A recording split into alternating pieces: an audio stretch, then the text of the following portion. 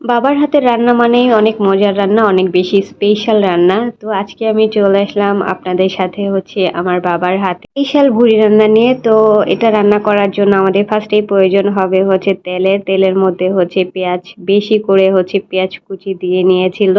তো এটাকে কিন্তু একদম ভেজে নিতে হবে সময় নিয়ে। তো এটাকে এই যে এরকম বাদামি করে ভেজে নেওয়া হয়েছে। তো এখানে আদা রসুনের পেস্ট দিয়ে দেওয়া হয়েছিল পরিমাণ মতো। তো দেওয়ার পরে যে বাবা সুন্দর করে নাড়াচাড়া করে নিতেছিল। তো এটার মধ্যে এই যে তেজপাতাগুলো ছোট ছোট করে কেটে দেওয়া হইতেছিল। তো এটাকে তেজপাতা দেওয়ার পরে আমরা বাকি মশলাগুলো দিয়ে দিব। এখানে পরিমাণ মতো হলুদের গুঁড়া দেওয়া হইছে। এখন ধনিয়ার গুঁড়া দিয়ে দেওয়া হইতেছিল।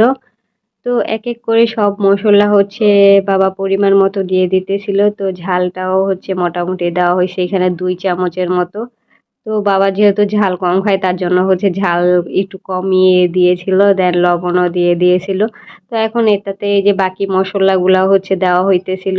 দারচিনি, তেজপাতা, একটু লং, তো সবকিছু মসলাই এখানে দিয়ে এটাকে একটু কষিয়ে নেবে।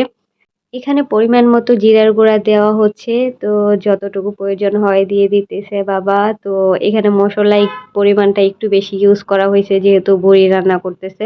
তো ভুড়ি মাংস যাই বলেন ওইখানে একটু মসলাটা বাবা একটু বেশি ইউজ করে নরমালি।